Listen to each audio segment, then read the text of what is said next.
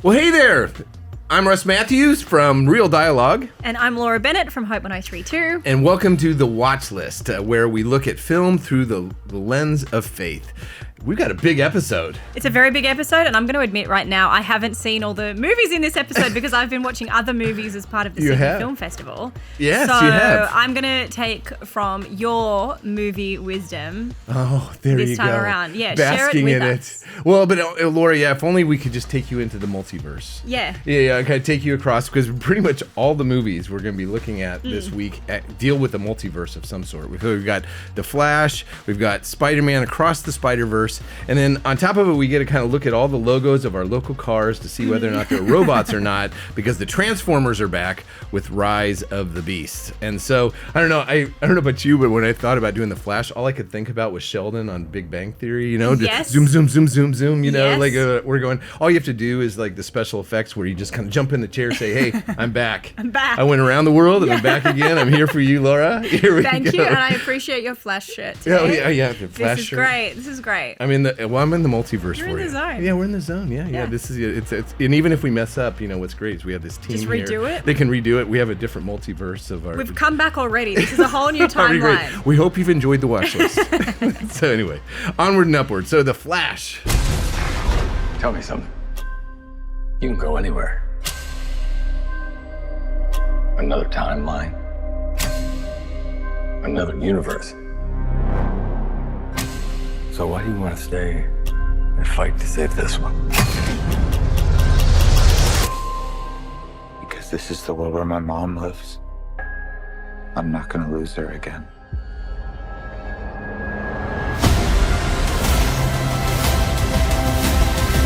Tell me about this, because I don't know if I've already said this on this podcast, but I'm probably more of a Marvel person than a DC. I love Superman. Absolutely. I love Batman, so they will always be favorites. But then in terms of how important the Flash is to people within the DC world, I've never kind of felt that, I don't think, in the same way. I think the Flash almost kind of represents the heart, because all the other ones are like these super metahuman kind of guys. I mean, then also, you know, Bruce Wayne's the smart one. While the Flash is kind of I almost kind of equate him to the Spider-Man. He's kind of the younger one. He's the one that kind of brings the innocence to it, and also he brings the humor. I think that Ezra Miller as the Flash has really shown that he actually can be quite funny on top of it all, and quite heartwarming. And this, and where this is the Flash, where we're up to at this point is he finally gets his own movie after being in the Justice League, and we're kind of able to see him with all of the other superheroes. But now where Barry Allen is allowed to go out and be his own man, you know, go out and be on his own man. And with this, it kind of brings us to his, in a way, his origin story of showing kind of why he ended up coming who he was, but then where he's trying to keep his mother from dying.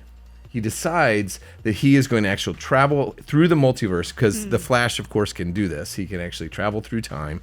And as he does so, what happens is he messes everything up. The whole world, all the multiverses kind of get destroyed in so many different ways. And so all of a sudden he finds himself face to face with himself in one of these multiverse elements to it.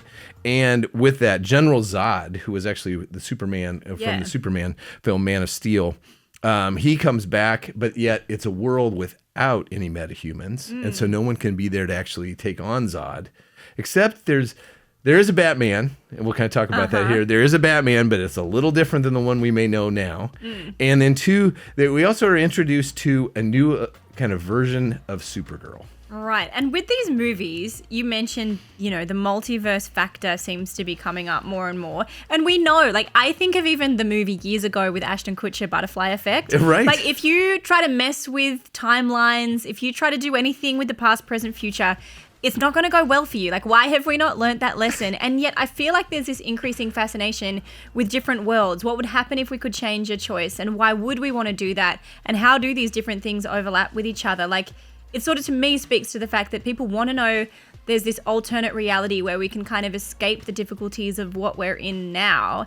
What does that say about us, right? That we feel like we need that. Well, there's two things there. One is that he had not just one Batman, but two Batmans who say, don't do it. Don't go into the multiverse. Don't try to fix the past. We're actually defined by the pain of the past. And it's actually who we are now is because of that, you know? And so actually there's a value in actually traveling through some of that pain. So don't necessarily try to fix it, which is really wise. But no, Barry kind of continues. He wants to go through and fix stuff. And so, and which is no different than what we'd see in Spider-Man and some of the other ones where we've traveled there. Oh, sorry. No. So you've got the wise, the sage saying, don't do it, but yet they still do. But yet I do agree with you. I think that there is something about the multiverse, like what you were saying, that really, I think it's kind of a wiring within us that we have, that I think that we want something better. There's got to be either a parallel universe or something that's better for us out there. And I think that I can actually say that, kind of going back to kind of even the Christian faith and looking at how God has wired us for, there is something better. This world is messed up. It's broken in so many different ways that there's got to be something better. And so if you define that as heaven or the kingdom of God, however you want to go through and define that, I think that we have a wiring for that automatically. I think the multiverse kind of taps into that.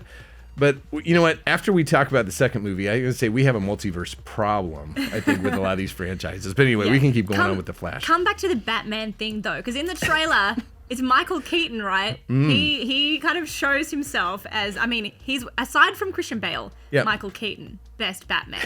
Can you say much about what his contribution is in the movie without spoiling things? Oh, yeah, I think we can stay away from the spoilers because he's just one of multiple, you know, this nostalgia, this kind of doubles down on the whole Spider-Man No Way Home. I mean, you get the 3 versions of Spider-Man in that. With this, you get everything. And it's not just Batman. It's like all these other characters, but I won't spoil all that for you. But Michael Keaton, he is in this parallel universe, but he's older. Yeah. Which fortunately they do that. They don't try to... They allow him to age. They allowed him to age. He's older, wiser, but also it's a different world. He's the only really superhero type figure. And also he's kind of retired because Gotham City's pretty safe at this point until General Zod shows up and also the Flash. 2 Flashes show up. And so Michael Keaton is great. I mean, he's just a fantastic one. And I really... It's good to see him in this role, and he kind of adds a kind of a depth to it. Yeah, and the movie as a whole is kind of a bit of a case study in cancel culture as well. Like when you look at what's happening around it. So Ezra Miller, he obviously leads the cast in this. He is the Flash. And then in his personal life, over the last few years, he's been arrested for a number of different things.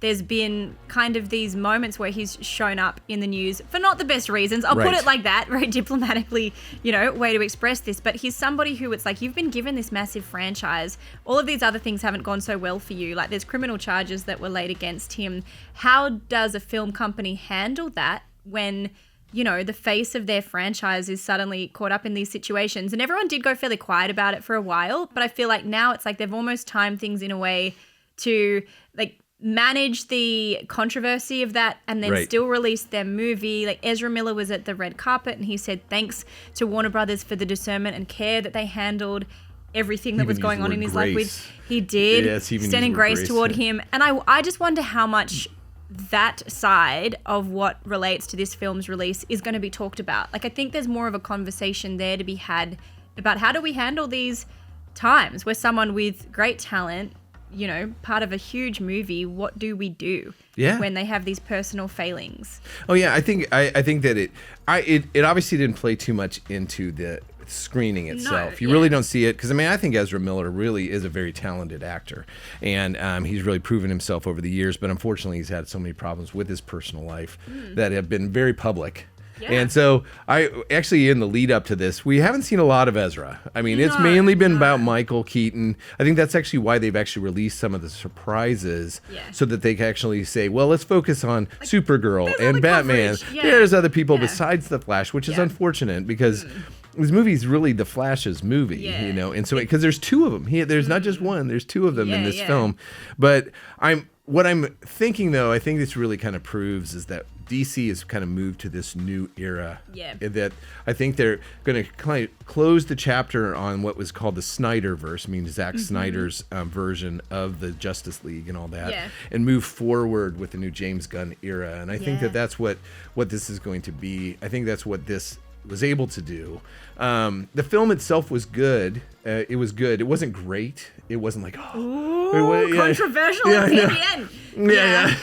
So, well, just the animation or the CGI that they had just didn't complement what they're really trying to do here. Right. It leaned into the nostalgia, but I really felt like it was kind of like almost second best after Spider-Man No Way Home. And they had the nostalgia. They did the multiverse kind of first. And then they do the same thing and they double down on it. I mean, as far as what they bring, who they bring back into it. And they make some fascinating twists and turns, which is fun. Is the Spider-Man, the animated Spider-Man across the Spider-Verse, is that your preferred multiverse movie? If I was to top the watch list, I'd say that Spider-Man Across the Spider-Verse is definitely the best of the ones that we're probably talking about this week. Who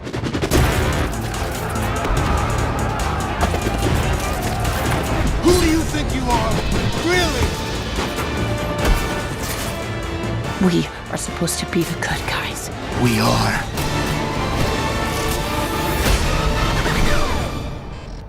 So does it relate to the other Spider-Man movies, like the character of Peter Parker? Okay, well, going back to, if we're going to jump into kind of looking at Spider-Man across the Spider-Verse, you kind of have to look back at Spider-Man Into the Spider-Verse, because also we have a completely different, it is Peter Parker, he is in the movie, but it's Miles Morales is actually a new version, a new Spider-Man as far as a young teen in that, and it's great. I mean, the first one I would probably argue, and this is definitely for argument's sake, it doesn't really touch on like the Tobey Maguire, Tom Holland versions outside of just having Spider-Man, but it is to me. It goes into the Spider-Verse. The 2017 version is probably my favorite Spider-Man movie, hands down. I think it's it was so original, animation-wise, storyline, what they were able to kind of incorporate and bringing in all of these different mentor-type figures, the value of family, even having the villain opening up the multiverse because he wants to save his child. I mean, it's a beautiful film, actually. It's really quite well done. Well, this one, Across the Spider-Verse, woo, it is exhausting. I mean, I literally left, but it's one of the rare movies I would go back and see again and again because you need to see it again. Isn't it like 2 hours 20 or something like that? 2 hours 20. That's probably my only knock on goodness. it. That probably against, for young kids, they probably aren't going to be able to sit and pay attention that long. But it is great. I mean, the animation, the thing I love about what they've done with both of those films is they brought together the anime world and then also Western animation and just really made a beautiful melting pot of the two. And the second one is even bigger and better as far as that goes. And some of the great characters. I mean, talk about every spider person you could think of in Spider Society kind of comes along with that. And so I think that it is amazing to see all of it on screen. Really, almost the central character of this second one is Spider-Gwen. I mean, she, so the female character actually is she probably gets as much screen time as Miles Morales does. And I mean, it is, not spoil it, but it is kind of a romance on top of it all, as far as between the two characters. They'd have to be. That's not spoiling anything. We're going to go in looking for the little love story. And it's not even a little one. I mean, it's even kind of because they're trying to have a love that goes across the multiverse. I mean, they're not even in the same universe together. And so I think that's where they actually really bring it in. But then on top of it, what they're able to do with all the other Spider characters is also bring in all the different areas of the world that is impacted. They have one that's actually in India, and then have Spider-Punk, who's actually out of, he has a Cockney accent out of England, and he is cool. I mean, he's just one of the coolest characters. He's different in the comic books or graphic novels, but this is one that he's really, really a great character. But then on top of it, I think that it does stay true to the Spider-Man kind of narrative is the love of family, also the need for sacrifice. And I think that's what all of these kind of films kind of show, is that you really have to sacrifice something of yourself within it. And because I think that's something that really kind of is near and dear, especially going to the Christian faith. But then on top of it, what all these superheroes do is just show that you have to sacrifice something of yourself for the betterment of humanity, your family, whatever it is. And so I that's what I think really kind of gravitates us towards it. But then on top of it, boy, it is just action packed, Yeah. But we do have to address that one point. I think we have a multiverse problem, though. Yeah. Is this because you think people are trying to, like, is this the superhero movie's way of trying to make up for the fact that we've got superhero fatigue? Like, are they just saying, let's imagine other worlds because this one has had a lot go on in it already? Yeah, I think so. I think that they're trying. What's ironic is that they should find their answer within the film itself. That, you know, the fact that Batman says don't do it, but yet they always do. Yeah. You know, Doctor Strange and don't do it, but yet they always do.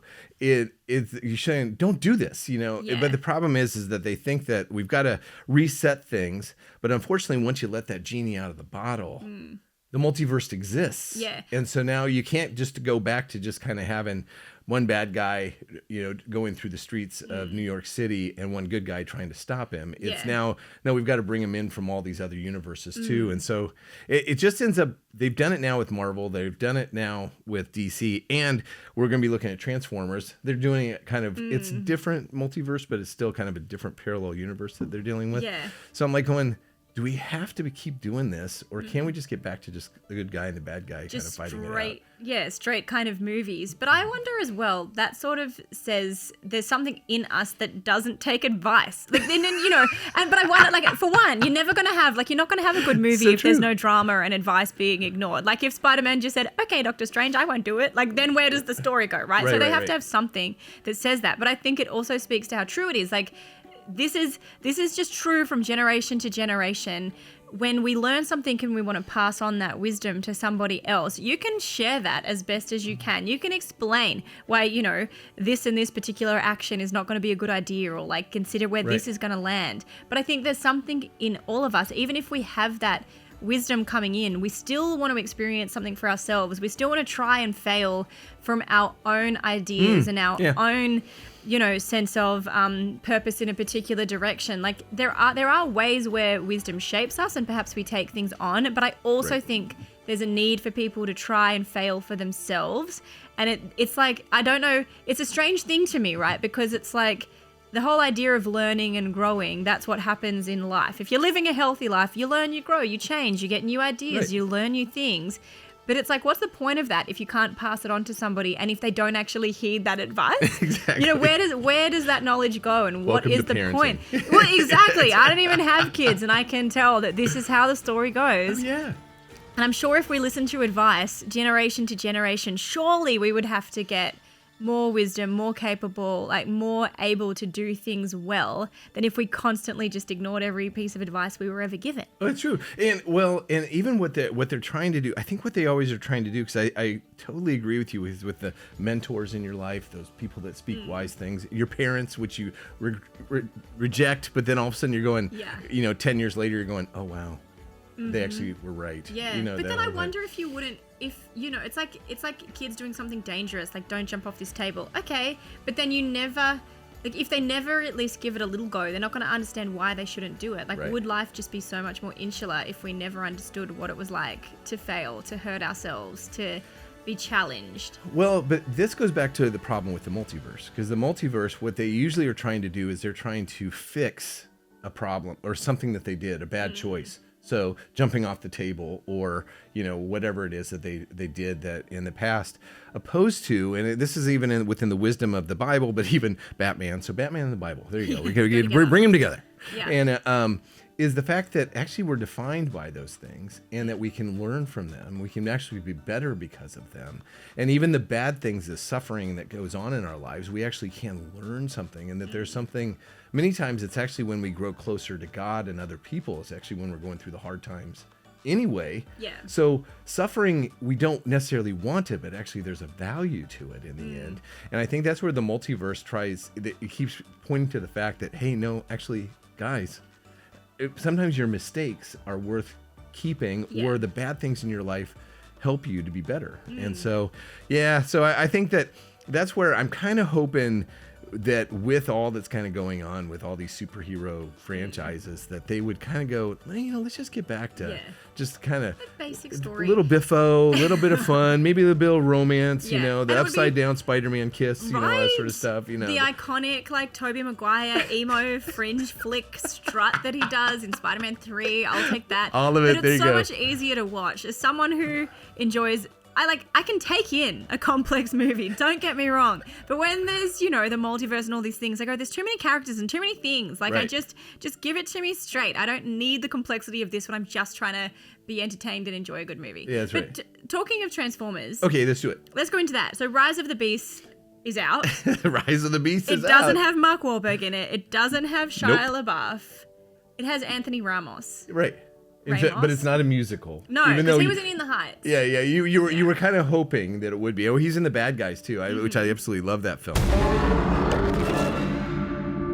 For centuries, our kind has stayed hidden on Earth. But darkness has found us again.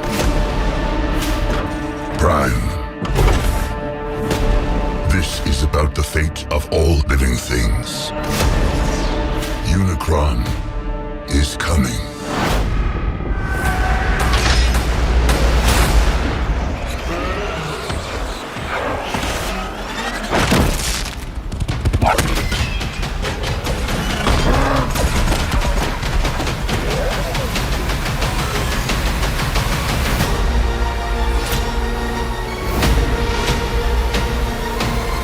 And so this is kind of in the post Bumblebee film. So we had Bumblebee here recently where they kind of moved back into the kind of 80s. This one actually moves us back to 1994, I think. And with it, what they do is Optimus Prime, actually the Transformers aren't known. No one knows that they actually are on Earth. Woo-hoo. But yet then all of a sudden we have the Anthony Ramos character who is trying to kind of figure out exactly what his name's Noah Diaz, by the way. He's a former kind of army electronics guy who's trying to kind of make some money because his brother is sick.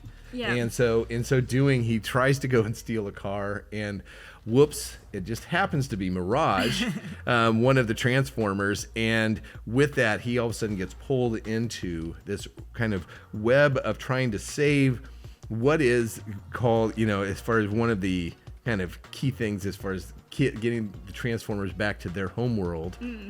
How they're actually able to make that happen with the transwarp key, as be able to do that. So he gets pulled into that, and this one ends up being, as you said before, a whole lot of bots, and it's not quite as sexy as what we would have seen probably the other ones were. Well, it's not as human, I think, is the No. thing. I found that's what I noticed especially about this. This is the story of the Transformers. The story of the humans is kind of an aside, and there wasn't, like, in one respect, it depends what you're expecting, because the character alongside Noah, I'm going to look up her name because I want to check. So you have Anthony Ramos as Dominic Noah. Fishback. Yeah, And it's and actually then- Elena Wallace is her name. Yeah, so Noah and Elena, like, they cross paths because of that trans key that she works in a museum. It's an artifact. He's trying to, like, get it because that's going to be what he needs to achieve his objective. Don't want to spoil too much. Right. That's how they, cross paths. And instead of there being any sense of, like,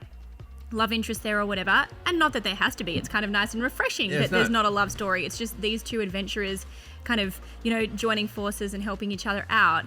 Weirdly, I felt like that almost took away from the dynamic between them, because there wasn't this sense of, like, chemistry even as friends. Right. To me, it didn't have that in this movie. It's No. like, it was more like, oh, I've stumbled across you and you've stumbled across me.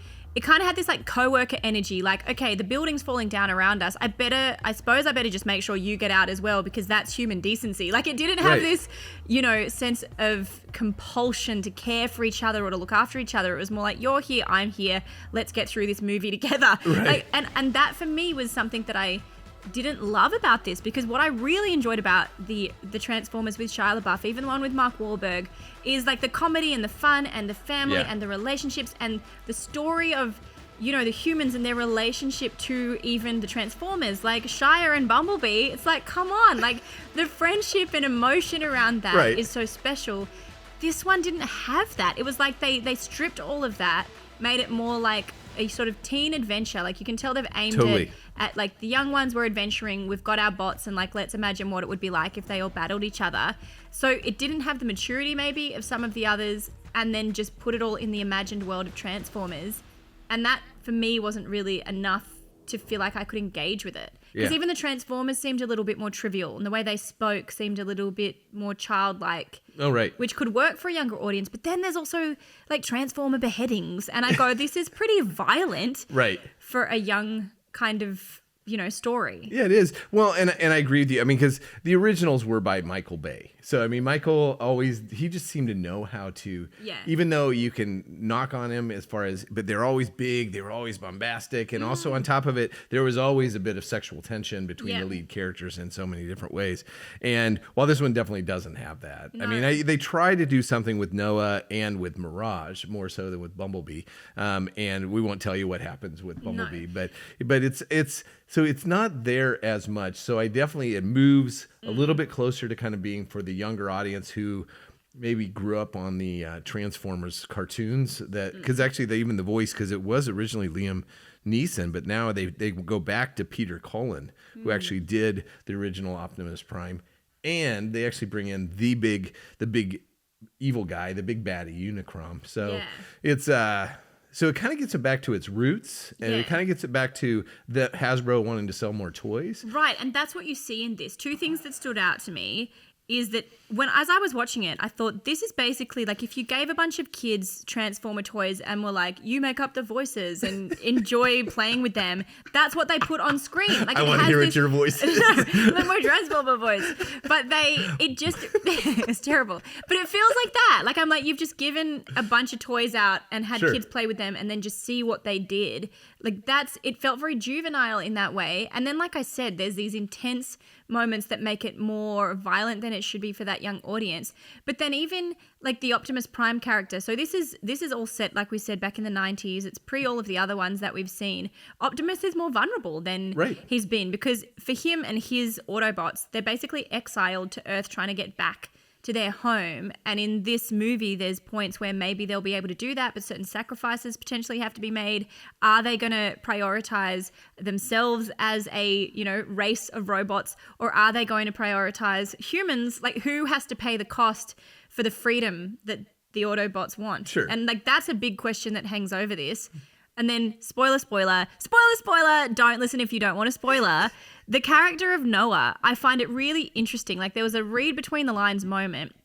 His little brother has got like medical issues. Right, major. And that's kind of a major motivator for him to get work, is to help his little brother with his medical bills. And I thought, what does this say about American society? That the main hero and like him reaching his ultimate point of I have arrived, the success of this movie, is that the medical bills of his little brother are covered. Right. Like, that's what would give him great peace. And I go, that's the storyline of this movie reflects American society in a way that I don't know everybody's going to be like ready for when they watch this. Well, and it didn't do as well. I mean, it didn't do as well as the original ones. But you haven't even touched on. I'm surprised you touched on. We're dealing with robot gorillas and robot cheetahs here at this point. Yes, the rise they look of the like beast, Lego. which is it's a whole vein of the kind of the comic cartoon world that they're doing with. But you're kind of like going, why do they even exist? That sort of thing. So that was kind of the interesting thing for me. So Transformers, I think they moved it a little bit closer to the toy time than it is necessarily that kind of. I don't know if it's going to capture the adult market nearly as much. But overall, would you put it on your watch list though? Oh, no, I wouldn't.